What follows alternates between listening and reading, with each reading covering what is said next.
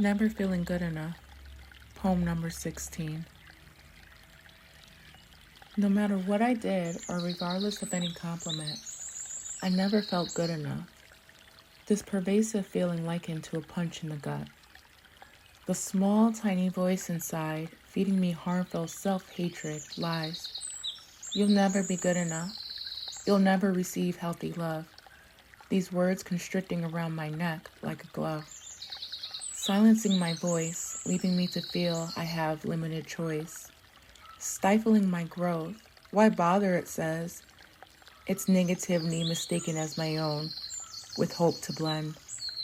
For I know I am more than good, and I know I do things I should. There's no reason to feel this way.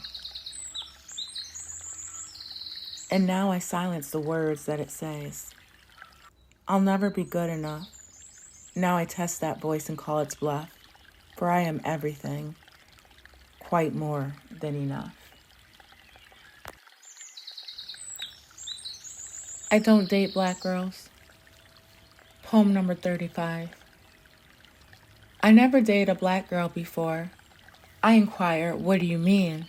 The man who said it, black, and worse, only a shade lighter than me. You know what I mean, he says.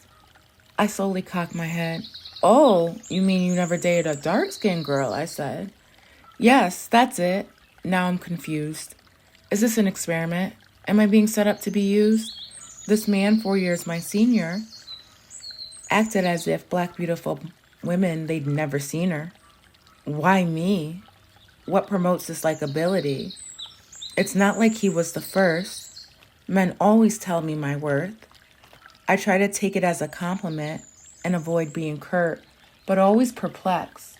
Why me, not the rest? I don't fuck black women, a middle-aged white man told me. Yet he was inviting me to the masters to cheat, visibly seen.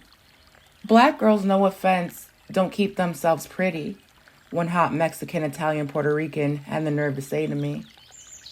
You're my first black girl, he followed up with, despite his overt willingness to claim me, kissing me in public. I am normally not attracted to black women, but I love Tyra Banks. I don't know what it is about you, though, he said without angst.